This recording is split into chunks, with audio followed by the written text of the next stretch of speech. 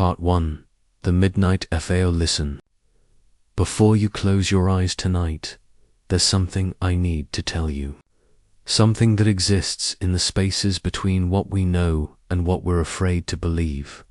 At 2:47 a.m. on a Wednesday in March, I can't tell you which March, because the file doesn't exist. A particular locked drawer was opened inside a government building that no one is supposed to remember. The drawer was grey, metal, cold, and inside, among the dust and forgotten paperwork, was a folder on its cover, stamped in fading red ink, "Top secret for official use only, do not release." I found this folder 3 nights ago, or rather, it found me. You know how sometimes you wake up at exactly 3 a.m. and you can't fall back asleep? How your mind reaches for something in the darkness that your waking self doesn't want to acknowledge. That's when the drawer seemed to open. That's when I began to read. The first page was dated July 1947, 77 years ago. In a desert in New Mexico called Roswell, something fell from the sky. Not a weather balloon, not a classified military project. Something else. Something the government spent the next 70 years trying to explain away, hide, and most importantly forget. But folders like this one never truly disappear. They just wait in the dark, gathering dust and secrets, until someone reads them at midnight. When the world is sleeping, the thing about classified documents is that they feel different when you touch them. Even copies of copies, even echoes of echoes, they carry weight. I could feel it as I began to read. The weight of eyes watching. The weight of questions that were never meant to be asked. The weight of silence, that profound, desperate silence that only governments can manufacture. This is the story of what I found. This is the story the FBI tried to hide. This is the story that's been waiting in the dark, breathless and patient, for someone like you to finally listen. Are you ready to read a file that should never be opened? Then let me begin. Part 2. What the FBI tried to hide. Ether. First document was a memo, typewritten, the kind that looks official because it was official. It came from a man named Guy Hottel, Special Agent, FBI, Field Office, Washington, D.C. His handwriting, his typewritten words, they were careful, measured, the words of a man who knew exactly what he was reporting and exactly how dangerous it was to report it. The memo said 3 flying discs had been recovered, not seen, not witnessed, not theorized about. Recovered. The language matters, you understand. It matters because in government speak, recovered means found. Found means physical. Physical means real in a way that photographs and eyewitness testimony can never be real. The memo said these discs were approximately 50 feet in diameter. 3 of them, found in New Mexico. And inside each disc here is where the words seem to fade from the page itself, as if the agent couldn't quite bring himself to fully type what he meant were occupants. Small, humanoid. Not from here. Not from Earth. Hottel had received this information from an informant. An informant whose name was redacted, whose face was redacted, whose entire existence seemed to be redacted from history, leaving only these words: recovered, disc, humanoid, occupants. The government's response was quick, methodical. 2 days later, a press release. Roswell Army Airfield announced they had captured a flying disc, and then, almost immediately hours later, they announced it was a weather balloon. A simple misunderstanding. Nothing to see. Go back to sleep, America. Go back to sleep. But in the darkness, In the spaces between the official story and the truth, the file kept growing. The secrets kept multiplying like whispers in an empty hallway in 1952. The FBI was no longer ignoring the questions. They were collecting them. By then, thousands of sightings had been reported. Thousands across the American continent. In the skies, in the deserts, over military installations. The sightings had names: Leveland, Texas, Utah, Area Kalimapulusatu, and in each case, the same pattern emerged.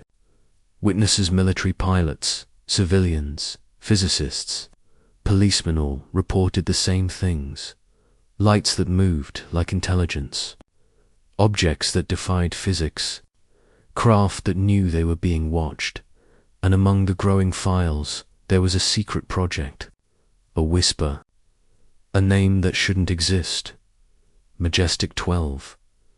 Majestic 12 was supposedly a covert group, formed by President Truman in 1947, immediately after Roswell. The purpose: to handle what the public could never know, to contain what the sky was telling us. The group included military brass, intelligence officers, scientists, the highest level of secrecy clearance. The folder in my hands contained what appeared to be communications referencing this group. Not the full documents. Those don't exist in any official capacity. But hints, shadows, references to briefings about the phenomenon and non-human intelligence. Here is what I want you to understand about government secrecy. It's not a lie exactly. It's more like a particular shade of truth, held at an angle where the light cannot reach it. The files never explicitly say aliens. They say anomalies. They say unidentified. They say recovered materials of unknown origin. The language is deliberately vague, designed to protect the speaker from ever having to say aloud what everyone already knows. By 1952, the FBI had more than 12,000 reports of UFO sightings in their files. 12,000? 12,000 Americans swearing they saw something that defied explanation. 12,000 testimonies that could not be dismissed as hysteria or hallucination because the witnesses were doctors, scientists, military officers, people whose credibility was beyond question. And then came the decision that changed everything. Project Blue Book was officially launched.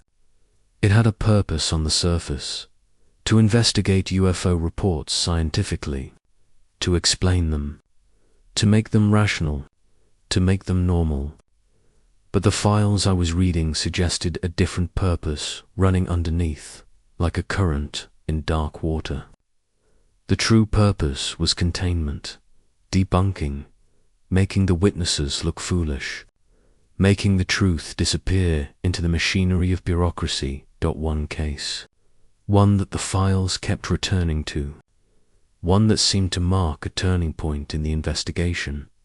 In 1961, a man named James E. McDonald, atmospheric physicist, respected scientist, submitted a report to the FBI. McDonald had been investigating UFO sightings for years, quietly, methodically, without fanfare. His conclusion was startling in its simplicity. What people were seeing was real. Not hallucination, not misidentification. Real, physical, intelligently controlled.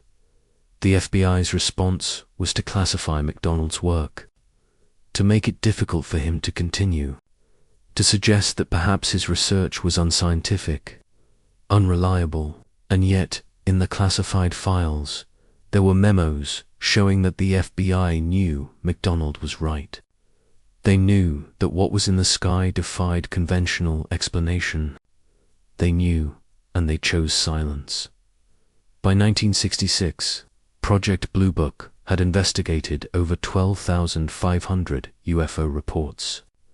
Over 700 were labeled unidentified, not possibly identified, not likely misidentified, unidentified, unknown, beyond the reach of conventional science, beyond the ability of the government to explain away, and the file. I was reading this file from the midnight drawer. It kept hinting at something deeper, something that the official investigations had touched but never quite revealed. The file suggested that the phenomenon wasn't random. It wasn't visitors passing through. It was interested in us, interested in our military installations, interested in our nuclear weapons, interested, perhaps, in how we handled power and whether we could be trusted with it. But I'm getting ahead of myself. There was more, so much more. And as I read deeper into the night, the darkness seemed to grow deeper with me.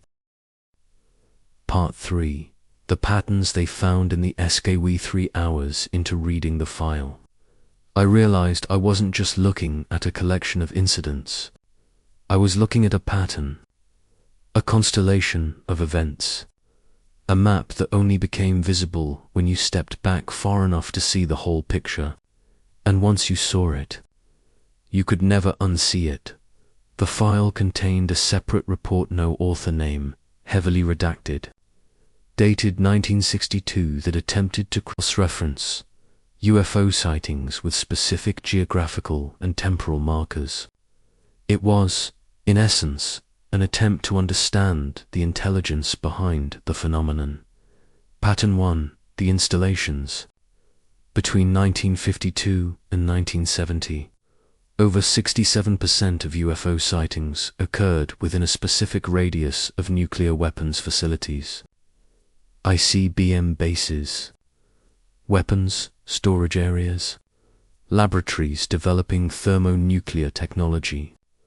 The sightings clustered around these locations like iron filings around a magnet. Not random, not coincidental, deliberate. One incident in particular dominated several pages of the file. The Malmstrom Air Force Base incident, 1967. Captain Robert Salas was on duty in an underground missile silo. Ballistic missiles, nuclear warheads, the kind of responsibility that demands you remember every second of your shift with crystalline clarity. At one moment, the sky was normal. At the next, it was not. Salas reported seeing a glowing red object hovering over the facility, and then, in perfect sequence, missile after missile went offline. Not malfunctioning, not failing, going offline, as if someone had reached in and switched them off. The report went up the chain of command. The report came back down classified. The missiles came back online. And the incident was never officially acknowledged. But here's what the file suggested. And this is where the dream begins to feel more like a nightmare. What if the phenomenon was trying to tell us something? What if the message was simple and terrifying? We can turn off your weapons whenever we want. Pattern 2, the abductions. By the time this file was created, over 300 Americans had reported being taken aboard craft. Taken, not invited. Not volunteered, taken. The accounts were remarkably consistent, despite coming from people across the country who had never met each other.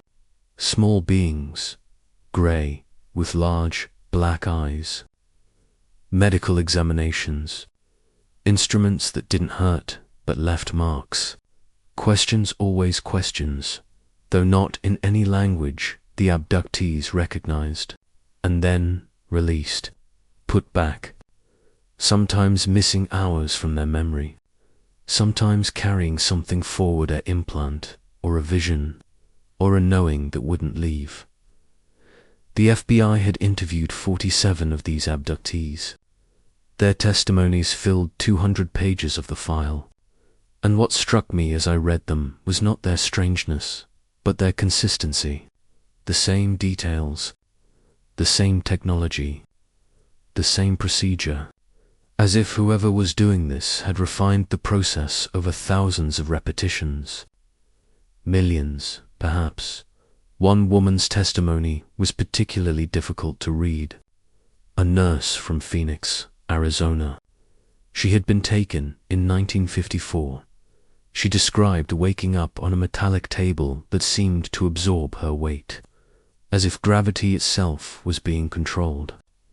There were windows, or, at least, transparent panels showing stars she didn't recognize. The beings communicated through a kind of telepathy. They showed her things, visions of cities that weren't on Earth, visions of something vast and dark approaching our solar system. And then it was over. She was back in her bed. It was dawn. 12 hours had passed. She told the FBI that the vision the beings showed her was still burned into her mind. Still perfectly clear, 43 years later. She said it was so clear that sometimes she wondered if it was a memory, or if it was a message that hadn't been fully delivered yet. A warning, perhaps. Something written in her consciousness that she spent her whole life trying to understand. The file noted that she had never sought attention, never tried to monetize her experience, never written a book or gone on television. She had simply lived with it, carried it, and that, the report suggested, was evidence of truthfulness. The traumatized don't seek attention. They seek silence. Pattern 3. The mutilations. This section of the file was different, darker, more deliberately obscured. The cattle mutilations began appearing in FBI reports in the 1960s, primarily in New Mexico and Nevada, the same regions where the UFO sightings were concentrated. The pattern: cattle found dead, completely drained of blood with no mark to show how, organs removed with surgical precision, reproductive organs always taken, eyes sometimes missing, ears sometimes removed with perfect geometric cuts, and no tracks, no signs of disturbance, as if the animal had been lifted, operated upon, and carefully replaced. Over 1,000 cattle mutilation incidents were reported across 5 states between 1967 and 1975. 1,000 ranchers who swore they heard no sound, who reported seeing lights in the sky the night before, who found their cattle arranged in peculiar formations, radiating outward from a central point, or aligned along precise cardinal directions. The FBI's theory. The file hinted at it carefully. Not aliens. The file never used that word in this section. Instead, it suggested the mutilations might be connected to biological research of unknown origin. The specimens, cattle were being examined, sampled, there. Genetics checked against some kind of data that the FBI agents clearly didn't possess. 1. Memo speculated that whoever was taking the cattle was studying how Earth biology worked, how our cellular structure was organized, how our immune systems functioned, as if preparing themselves or preparing us for something. I took a break from reading at this point. I looked up from the file. My room was still dark, still quiet, but it didn't feel the same anymore.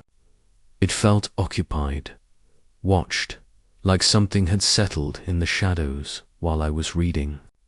Something curious. Part 4. The Mind Experiments and the SC Aliens. Either 4th section of the file was the strangest, because here the boundaries between the FBI and other agencies started to dissolve. Here, the conspiracy, that's the right word, began to reveal its true scope. The ESP experiments. In the 1960s, the FBI became interested in psychic abilities, remote viewing, telepathy, precognition. The documents suggested that the appearance of UFOs was correlating with increased psychic incidents. People reporting visions, people receiving messages, people suddenly developing abilities they'd never possessed before. One file noted that 23% of UFO witnesses reported enhanced psychic sensitivity following their encounters. They could sense things, see things, know things without being told, as if contact with the phenomenon had opened something in their neural pathways, reactivated something that humans had possessed once but had forgotten. The FBI partnered with a secret division, not CIA, not NSA, something quieter, something so compartmentalized that even the government's own agents weren't supposed to know about it. The documents called it Division 37, though all the details were redacted into oblivion, just black lines through everything that mattered. What the file revealed, in heavily coded language, was that Division 37 was attempting to develop psychic abilities in government agents, attempting to create a bridge between human consciousness and something else, something that was reaching out to us through the very fabric of thought itself. There were test results, subject profiles. One file labeled simply Subject 9. Subject 9 had been a meditation instructor in California. She had reported seeing UFOs in 1958 and had undergone a spontaneous psychic awakening. Division 37 had brought her in for study, for training, for weaponization. The file noted that Subject 9 had achieved extraordinary results.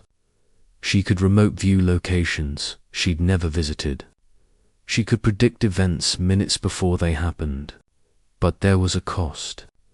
Her records showed that she suffered from severe headaches, nosebleeds, and terrifying dreams that she refused to describe even to her handlers. By 1973, Subject 9 had been retired from the program. Her last recorded location was an asylum in upstate New York. The folder didn't say why, but the implication was clear. She had burned out. Her mind had been stretched too far. The communication she had opened with, something beyond human understanding, had shattered her. And then there was the connection to Bigfoot. I understand how this sounds. I understand the moment when the story seems to break into absurdity. But stay with me. Stay with me in this darkness, because this is where it becomes clear that the government doesn't see creatures as creatures. It sees all of them the strange, the inexplicable, the impossibilized variations of the same phenomenon. The FBI file contained a cross-reference to cryptid investigations. Bigfoot specifically. The classification level was higher than the UFO material, much higher, and the implications were staggering. The file suggested that Bigfoot sightings correlated with UFO activity in specific regions: the Pacific Northwest, Northern California, areas where both phenomena had been reported consistently for decades. The hypothesis, carefully buried in footnotes, was that Bigfoot might not be an unknown species of ape. It might be something else. Something that traveled with the UFO phenomenon. Something that didn't belong to Earth's evolutionary history, but was instead part of a much larger presence. A presence that had been studying Earth for millennia. One memo suggested that ancient cryptid accounts, Sasquatch, Mothman, the Jersey Devil, might all be manifestations of the same reality. Visitors in different forms. Or perhaps indigenous to Earth, but hidden. Living in the spaces between our civilization, watching, waiting. There were sketches in the file, hand-drawn renderings of Bigfoot encounters. But something in the sketches was off.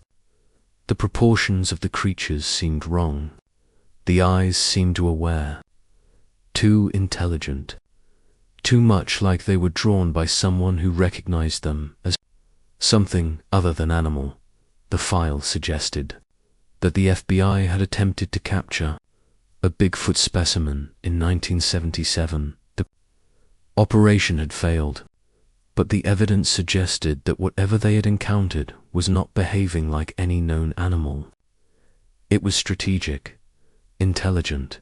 It seemed to know it was being hunted, and this is where the terror truly began to crystallize in my mind as I read. What if the earth has always been shared? What if we've never been alone, not for a moment? What if the indigenous peoples' accounts of sky beings and forest spirits were documentation of something real? Something that our modern consciousness had simply learned to rationalize away. By 1979, the FBI's interest in the phenomenon had shifted. The files suggested a decision had been made at the highest levels, not to investigate further, not to go public, but to manage the silence, to control the narrative, to ensure that anyone who got too close to the truth would be discredited, isolated, or made to seem unstable. The memo contained a single devastating phrase: "The phenomenon is real, but the public must not know. The knowledge itself is destabilizing." Part 5. The file that should never be PON. So I come to the end of the file. The last pages are the most haunting because they are the most speculative. They represent the thoughts of men who had seen too much, known too much, and were left wrestling with the weight of truths that couldn't be shared. The final report, dated March 1984, was written by a man identified only as Agent X. The pseudonym suggests that even in a classified file already hidden from the world this author was protecting his identity from those around him, Agent X's conclusion was devastating in its simplicity. The phenomena is not visiting us. It is here. It has always been here. What we've perceived as isolated incidents are merely the moments when they allowed themselves to be seen. The UFO sightings are not evidence of visitation. They are evidence of monitoring, observation. The beings, whatever they are, have established a presence on this planet that predates human civilization. They have observed our evolution, our wars, our development of nuclear weapons, and they are waiting to see what we do next. Agent X theorized that the phenomenon was not hostile nor friendly. It was neutral, scientific. The cattle mutilations were research. The abductions were sampling. The visions given to psychics and contactees were an attempt at communication across a gulf of species difference. The beings were trying to understand what we were, who we were, whether we possessed consciousness, morality, the capacity for wisdom or only destruction, and what the file suggested. What terrified Agent X most was that we were being evaluated, that at some point in the future, a decision would be made about humanity, about our right to exist, about whether we were suited to survive as a species in a universe that was far more crowded and far more complicated than we had ever imagined. The last page of the file contained no official conclusions, no recommendations. Instead, it was a personal note, a confession, almost. Agent X wrote, "I am old now. I will not live to see what comes next, but I carry this knowledge into the darkness with me, knowing that it will follow me even into death. I have stood at the edge of truth, and I cannot unsee what I have seen." If you are reading this file, you now carry the same burden. You will live with the knowledge that we are not alone, and more than that, we are not free. We are watched. We are studied. We are specimens in a larger game whose rules we have not been permitted to understand. The question that haunts me, and that now will haunt you, is not whether they exist. The question is, what do they want from us? And what will happen when they are finally ready to make their intentions known? I closed the file at 5:47 a.m. The sun was beginning to hint at the horizon. The darkness was weakening, but only just. In that grey space between night and dawn, I sat with the weight of what I had read. The file didn't provide answers. It provided only deeper questions. And somehow, that seemed more honest than any definitive explanation could be. Because the truth about the FBI's secret UFO files is this: they don't prove anything definitively. There are no photographs in them that would convince the skeptic. No technology that we could examine with our own eyes. No alien being preserved in a laboratory for scientific study. What they do is something more insidious. They provide evidence of an awareness. Evidence that our governments and, by extension, the governments of the world knew something fundamental about our place in the cosmos that they have hidden from the rest of us. They suggest that we are not at the center of creation. We are not the pinnacle of intelligence. We are not sovereign on our own world. We are visitors, in a way.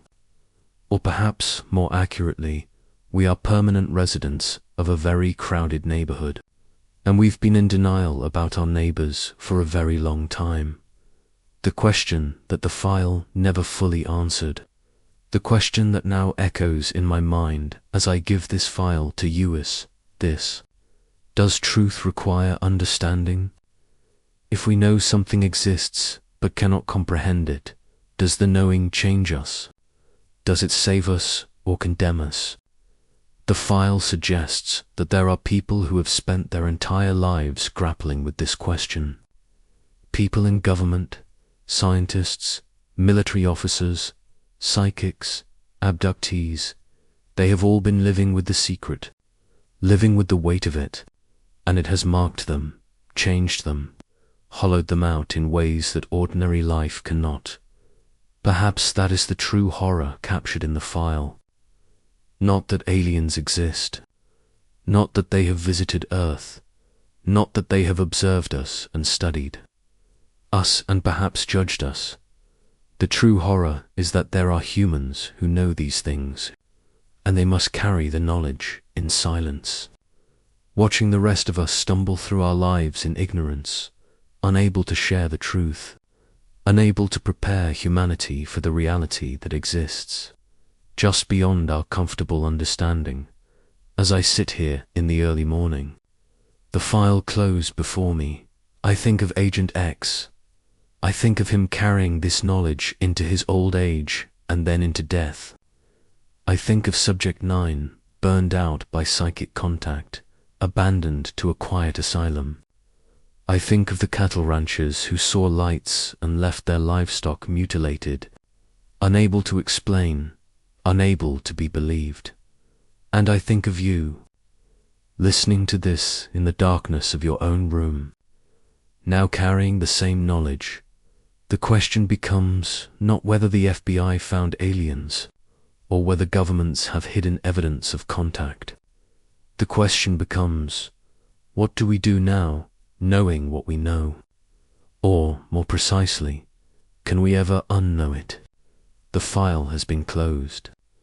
The drawer has been locked. The midnight has passed, and dawn is breaking over a world that doesn't know these secrets exist. But they do exist.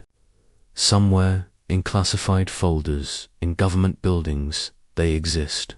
And the beings they describe, the visitors, the watchers, the intelligence from beyond, they exist too.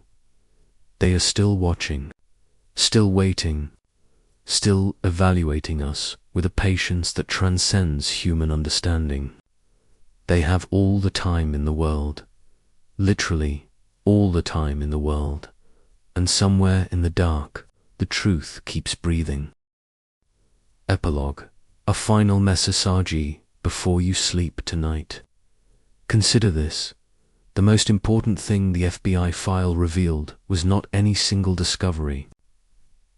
It was the confirmation that official reality, the reality taught in schools and broadcast on television, is not the complete reality. There are layers, hidden knowledge, classified truth, and if that is real, if that much has been hidden, then what else is hidden? What else have we been told is impossible simply because it would require us to reorganize our entire understanding of existence? The government's official story is that UFO phenomena have been explained. Project Blue Book was closed in 1969. Case closed. Move on. But the files suggest otherwise. They suggest that the phenomena was never explained, only hidden. That the door was closed not because the mystery was solved, but because the truth was deemed too destabilizing to share. Tomorrow, the sun will rise. The world will go about its business. People will go to work. Children will go to school. The machinery of civilization will continue, and the file will return to its drawer. The secret will return to the silence. But for those of us who have glimpsed the truth, who have read the words that were never meant to be read, nothing will ever be quite the same. We carry the knowledge now. We carry the weight. We carry the understanding that our reality is larger and stranger and far more complicated than we were ever told, and that knowledge, like the visitors themselves, will watch us from the dark. It will wait. It will observe how we respond. It will be patient, because it has all the time in the world. Sleep well, listener, and dream of stars that are not on any map we've been given. Dream of visitors who have walked on our earth longer than we have. Dream of questions that have no answers. Dream and remember, the truth is not out there. The truth is in here.